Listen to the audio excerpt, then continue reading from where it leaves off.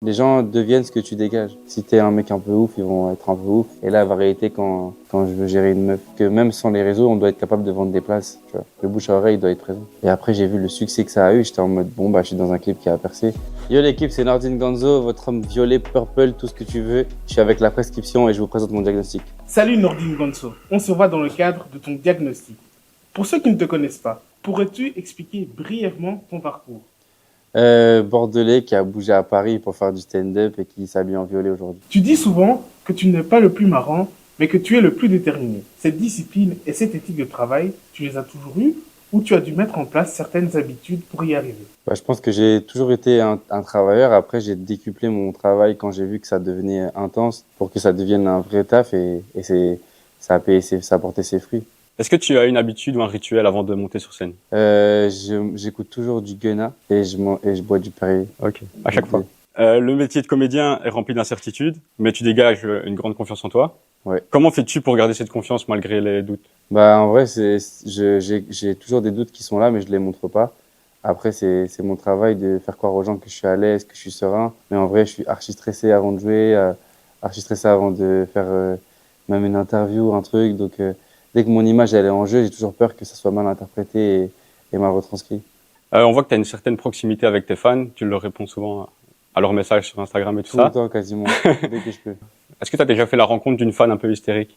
Jamais. Jamais. Non, non. À part ma mère, j'ai jamais eu de fan hystérique et je pense que c'est parce que tu dégages ce que les gens, enfin, les gens deviennent ce que tu dégages.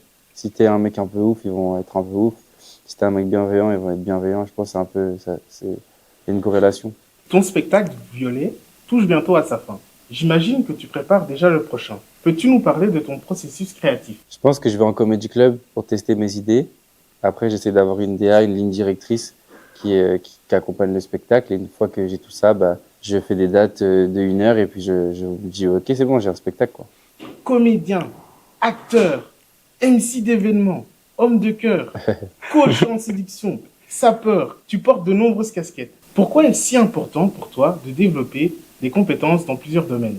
Pour moi, on fait un métier d'entertainment, ça veut dire que je suis humoriste, mais je suis aussi un artiste à part entière et il faut être capable de faire plein de choses pour que les gens te projettent dans plein de lieux et terrains d'activité. Mais mon travail de base, c'est d'être marrant.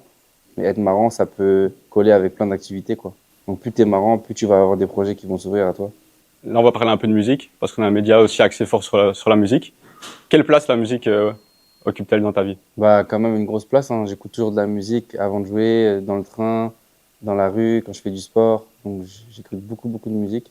J'écoute beaucoup les Américains, beaucoup les Français, le rap en particulier, et la variété quand je veux gérer une meuf. Mais sinon, j'écoute un peu tout ça. Et d'ailleurs, on t'a aperçu dans le clip Petit Génie. Ouais. Comment s'est faite cette connexion? C'est une amie qui fait pas mal de connexions avec des artistes, qui s'appelle Bass The Plug. Et Bass, elle travaillait avec Jungeli à ce moment-là. Et elle m'avait demandé si ça m'intéressait de remettre le disque d'or, parce qu'il venait des disques d'or.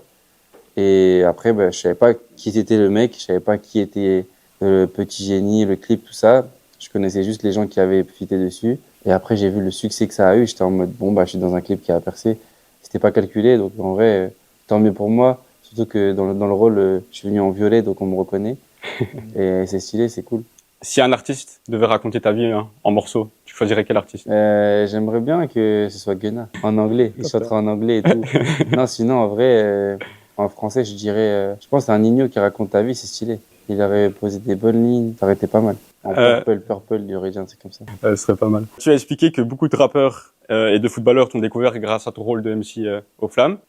Est-ce que tu as prévu de capitaliser sur d'autres collaborations avec eux? Avec les footballeurs? Avec les footballeurs et les rappeurs? Ouais, parce que c'est des mondes qui sont très proches de ce que j'aime. Et surtout, c'est des mondes qui sont connectés. Donc aujourd'hui, évidemment, là, j'étais à Turin dimanche. Dès que je peux aller voir des matchs de foot, j'y vais. Dès que je peux aller voir des concerts, j'y vais. Dès que je peux faire des events où je mélange concerts et tout ça, je mélange. Donc j'aime bien ce truc où tu croises les mondes parce que c'est intéressant. On t'a récemment vu aux côtés d'un streamer, Ange BR. Quel regard portes-tu sur le streaming par rapport à ta carrière? Et est-ce que tu envisages de te lancer dans ce format en tant qu'artiste streamer? Streamer, c'est un grand mot parce que bon, je pense qu'il faut quand même avoir du monde sur ces réseaux Twitch et tout. Mais en vrai, c'est un truc que je kifferais faire. avoir une chaîne à moi où je développe du contenu. En plus, c'est vraiment devenu puissant aujourd'hui et il faut savoir vivre avec son temps. Faut pas être réac, il faut se dire, parce qu'au début, j'étais comme ça. TikTok, les réseaux, j'étais pas trop présent. Et quand j'ai vu comment ça a changé ma vie, j'ai dit, OK, let's go. Donc, j'ai capté et je pense que à l'avenir, je vais essayer de créer une chaîne Twitch. Aux États-Unis, il y a eu des tentatives pour interdire TikTok, alors que c'est un levier énorme pour les artistes. Si la même chose arrivait ici, comment gérerais-tu ta carrière sans cette plateforme? Bah, je continuerai puisque j'ai commencé ma carrière, il n'y avait pas TikTok. Après, c'est juste que ça a décuplé le nombre de gens qui sont venus me voir en spectacle. Mais il y a tout autre canal de réseau. T'as YouTube qui bougera jamais. T'as Instagram qui est là, qui est fort. Je pense qu'il faut savoir vivre avec son temps et s'adapter aussi s'il y a. En fait, les réseaux, ça doit être un accompagnement. Ça doit pas être le nerf de ton art, tu vois. Parce que sinon, on fait plus de spectacles, on fait que des trucs sur les réseaux. Faut quand même que ton spectacle il soit quali, que même sans les réseaux, on doit être capable de vendre des places, tu vois. Le bouche à oreille, il doit être présent. Bon, maintenant, on a deux questions un peu fun. La Saint-Valentin approche. Et pour certains, c'est une période compliquée. Toi qui es surnommé Dr Love, est-ce que tu pourrais donner 2-3 conseils à ceux qui galèrent un peu en amour? Si vous n'avez pas rencontré la bonne personne, c'est mieux de fuir. Et concentrez-vous sur vos projets, c'est le plus important. Et si vous avez rien à faire, je fais un spectacle au Cirque d'Hiver à Paris. Et je pense qu'il y a moyen que vous passiez une bonne soirée. Si tu devais monter un festival alliant humour et musique, est-ce que tu pourrais nous donner un line-up idéal? C'est un truc que j'ai en tête en plus, de faire un truc comme ça, de faire un festival où tu mélanges un peu les arts. Mais je mettrais Paul Mirabel, parce que c'est mon frère. Je mettrais peut-être Redon Bougueraba, qu'il faudrait un mec qui anime ça bien. Je mettrais peut-être une meuf aussi, Nawel Madani, qui est de chez vous en plus. Et après, en rap, musique, je mettrais un Damso, parce qu'il est de chez vous. Je mettrais Guy de Besbar, parce que c'est la famille. Et après, je mettrais un mec ultra mainstream, je mettrais Gims, histoire d'avoir un panel de gens qui ferait un beau public. L'interview touche à sa fin. Qu'est-ce qu'on pourrait te prescrire pour la suite de ta carrière? Beaucoup de gens qui viennent en spectacle, beaucoup de public et de followers encore et surtout un nouveau spectacle qui soit aussi bien que le premier et que je m'épanouisse toujours dans ce que je fais parce que c'est un métier. Quand t'es moins motivé, c'est plus compliqué, quoi. Donc j'espère toujours avoir la flamme. Tant qu'il y aura la flamme, je serai heureux. Merci Nordine d'être passé devant les caméras de la prescription. Merci de la prescription, on est ensemble, vive la Belgique et manger des gaufres, c'est important.